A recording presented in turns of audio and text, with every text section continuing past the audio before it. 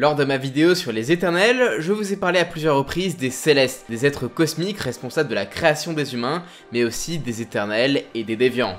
Bien qu'il s'agisse d'un fait majeur, leur histoire ne se résume pas à cela, loin de là. Je vous propose donc de découvrir ensemble l'histoire des célestes, et on va commencer par leurs origines, très liées à la création de l'univers Marvel.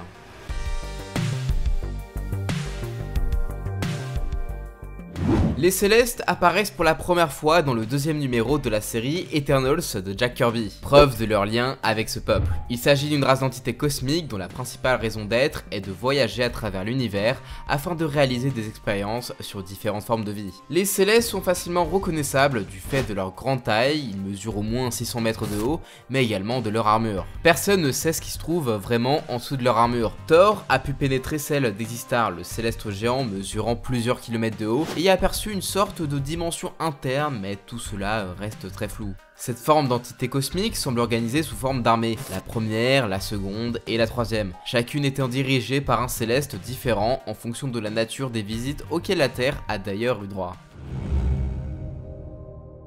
Seulement une vingtaine de célestes sont nommés et connus, et encore moins sont récurrents. Arishem le juge est en quelque sorte le leader du groupe puisqu'il a dirigé les 4 armées venues sur Terre. En tant que juge, il est le principal preneur de décision et peut décider si un monde mérite de vivre ou non. Ezon, le chercheur, est celui qui s'apparente aux scientifiques du groupe. Il mène des recherches sur des organismes de planètes visitées. On peut notamment l'apercevoir lors des explications sur les pierres d'infinité lors du premier film des Gardiens de la Galaxie. Celui au-dessus des autres est le seul nom connu de ce céleste. Il dirigea également la 4ème armée et semble avoir une autorité supérieure à celle d'Arishem. Exitar, l'exterminateur, est le fameux céleste giga grand de plusieurs kilomètres chargé d'exécuter les jugements rendus par Arishem. Gamenon, le coordinateur, est chargé de collecter les échantillons de toutes les formes de vie d'une planète visitée par les célestes, qu'elles soient végétales, animales ou humanoïdes. Gemia, l'analysateur, est quant à lui chargé d'analyser les relevés de Gamenon avant d'en référer à Arishem. Nézar, le calculateur, est une sorte de mathématicien, certains pensent qu'il est à l'origine des éternels. Dans le MCU, on a pu voir d'autres célestes dans les films Gardiens de la Galaxie. Déjà, Ego, le méchant du second épisode, faisait partie des célestes, et la planète Nowhere, qu'on peut voir dans le premier volet, est un crâne de céleste. L'origine exacte des célestes n'est pas vraiment déterminée puisqu'il existe plusieurs versions qui se contredisent plus ou moins, mais aussi il y a beaucoup de blancs laissés par les différents scénaristes ayant travaillé sur ces personnages. Dans le numéro 61 d'Astonishing X-Men, Sage nous explique par exemple que les Célestes étaient présents dès la création de l'univers, mais qu'ils ont créé la vie à partir des ténèbres pour ne plus se sentir seuls. Pensant que la vie doit être accompagnée de la mort, les Célestes ont ainsi donné naissance à des monstres destinés à détruire. Malheureusement, ces monstres se sont retournés contre eux sans que les Célestes ne puissent les arrêter. Afin de les stopper, ces derniers ont donc fracturé l'univers en un multivers pour piéger leur œuvre dans l'un des nombreux univers fraîchement créés. Cette version place les Célestes parmi les entités les plus importantes de l'univers, les rendant responsables du multivers, mais étant également parmi les toutes premières formes de vie de l'univers. L'une des explications les plus répandues est que les Célestes seraient au service de l'entité Fulcrum, la seconde plus importante après le One Above All, littéralement celui au-dessus de tout, sorte de dieu suprême de l'univers Marvel. Fulcrum est également le maître de la Horde et des Gardiens, avec qui les Célestes sont dans une sorte de perpétuelle guerre froide du fait de leur nature totalement opposée. Les Gardiens observent tout en ayant jugé de ne jamais intervenir, comme on peut le voir dans la série What If d'ailleurs, alors que les Célestes pratiquent des expériences génétiques sur une multitude d'espèces à travers l'univers.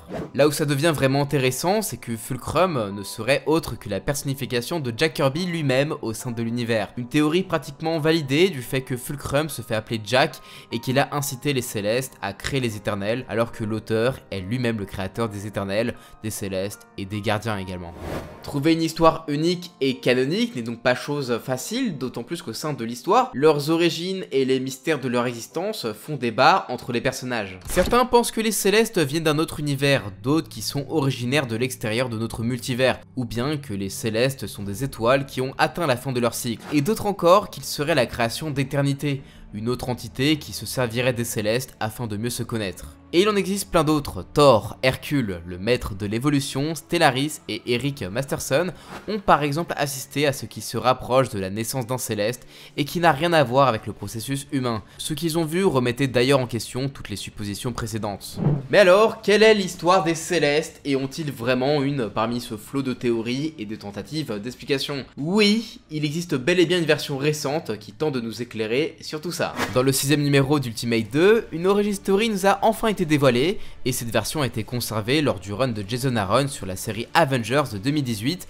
qui place les célestes au centre de son histoire, mais également encore plus au cœur de l'histoire de l'humanité. Du coup, voici leur histoire.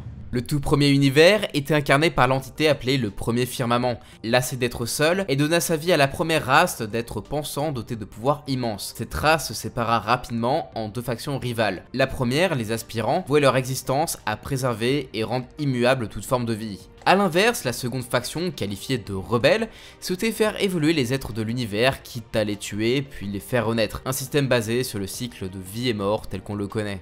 Il y a 4 milliards d'années, le céleste surnommé le progéniteur s'écrasa sur Terre après avoir succombé à la Horde, une sorte d'armée d'insectes de l'espace qui l'avait infecté. Les fluides de son corps mort s'infiltrèrent dans le sol terrestre, ce qui aurait permis à l'homme d'évoluer. Plusieurs milliards d'années plus tard, il y a environ 1 million d'années, Zegreb, l'aspirant, arriva sur Terre à la recherche de son homologue disparu. Zegreb trouva bel et bien son cadavre, mais sa vision le rendit fou et le poussa à ravager tout ce qu'il trouvait autour de lui. Il fut alors stoppé par la toute première équipe d'Avengers de l'histoire de l'humanité, dirigée par Odin. Peu de temps après, l'équipe tenta de repousser la venue de la première armée en vain. Attirés par la disparition de deux des leurs, les Célestes décidèrent de modifier génétiquement sans humains pour en faire les éternels et sans autres devinrent des déviants. Tout cela dans le but d'observer le résultat de la contagion du progéniteur. De plus, les manipulations génétiques effectuées par la première armée aboutissent également à l'apparition du gène X plusieurs millions d'années plus tard. La seconde armée arriva sur Terre aux alentours de moins 18 000 avant Jésus-Christ, alors que les éternels étaient en pleine guerre contre l'Atlantide. Constatant que le nombre de déviants s'est bien plus accru que celui des éternels et des humains, les Célestes détruisirent Lemuria, leur capitale, afin d'endiguer leur développement. Malheureusement, cela provoqua également l'engloutissement du futur royaume de Namor. Plusieurs millénaires après cela, ce fut au tour de la troisième armée de poser le pied sur Terre vers l'an 1000. Cette fois, les Célestes durent se confronter à Odin et plusieurs autres dieux du Panthéon opposés à l'interventionnisme permanent des êtres cosmiques. Cependant, le roi d'Asgard essua une nouvelle défaite et les dieux durent abandonner leur droit d'intervenir dans les histoires des mortels pendant 1000 ans. La quatrième armée arriva quant à elle au XXe siècle afin de juger leur création. Odin leva cette fois-ci une armée asgardienne entre autres composée de Thor et des éternels, mais perdit à nouveau. La terre finit par être épargnée grâce à l'intervention de Gaïa qui offrit 12 dieux parmi différents panthéons, mais les Célestes effacèrent leur venue des mémoires. Et très récemment, la dernière armée a tenté d'annihiler toute forme de vie sur Terre suite à l'intervention de Loki. Cette armée se distinguèrent des autres puisqu'il s'agit d'un groupe de célestes infectés par la Horde. Des célestes en mode tout dark, vivant pour la destruction et qui ont éliminé les autres célestes avant de s'en prendre à la Terre. Leur venue a révélé que les humains ne sont pas du tout le fait de la première armée, mais sont les résultats de ce premier céleste venu mourir sur Terre par hasard il y a 4 millions d'années. L'invasion de la dernière armée couplée à celle de la Horde a malgré tout été repoussée par une nouvelle équipe d'Avengers associée aux Célestes ressuscités. En plus de ces événements, les Célestes ont influencé la vie de nombreux personnages de l'univers. Par exemple, les origines d'Apocalypse sont intimement liées aux Célestes puisque son vaisseau rempli de technologies ultra avancées lui a été offert par Aeson le chercheur. Plus tard, Apocalypse sera même modifié par cette technologie, faisant de lui l'un des êtres les plus puissants de la planète. Et d'ailleurs, les Skrulls sont également un peuple issu des modifications de la race céleste. A l'image de leurs origines, l'étendue des pouvoirs des Célestes est peu connue, notamment à cause du fait qu'ils dépassent de loin l'entendement humain. Une chose est sûre, ils font partie des entités les plus puissantes de Marvel et ont à plusieurs reprises été comparés avec Galactus, sauf que là, ce sont une armée quand même. De par leur taille et leur nature d'entité cosmique, ils sont particulièrement résistants. Ils sont ainsi capables de résister à une attaque frontale combinée des Éternels et des Asgardiens. Leurs armures est extrêmement compliquée à percer et lorsqu'ils sont blessés, ils se régénèrent pratiquement instantanément. Alors par contre, les Célestes ne sont pas invincibles pour autant. La lance d'Odin et Mjolnir ont été capables de percer leurs armures, mais surtout, on a vu qu'il était possible de les vaincre. Les Avengers préhistoriques ont ainsi fait Zegreb et l'équipe moderne a été capable de repousser la troisième armée. Le combat était d'ailleurs très intense puisque le Ghost Rider s'est emparé du cadavre d'un des Célestes, puis les esprits des Avengers ont fusionné grâce à la technique des Éternels transmise à Tony Stark par Icaris. Un combat assez bourrin et assez what the fuck quand même. Ce récit nous a quand même permis de découvrir que même des entités de cette puissance sont vulnérables à la maladie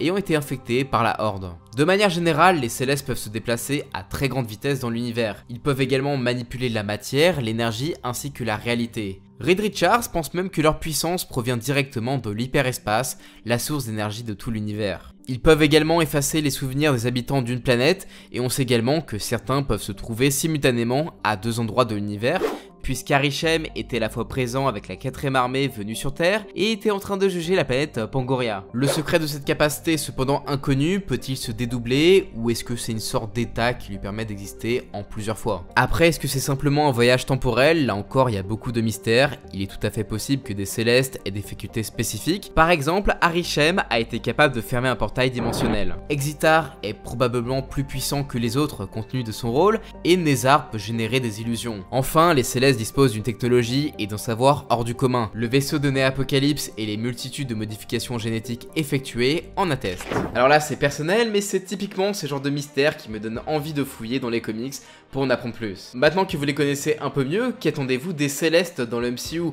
Quelle sera leur place selon vous? Seront-ils réservés aux films éternels ou est-ce que ce sera seulement un moyen de les introduire pour de futurs plans? Je vous laisse répondre tout ça en commentaire et en attendant que je fasse une prochaine vidéo, vous pouvez en regarder d'autres et surtout vous abonner. Je vous dis à la prochaine, ciao!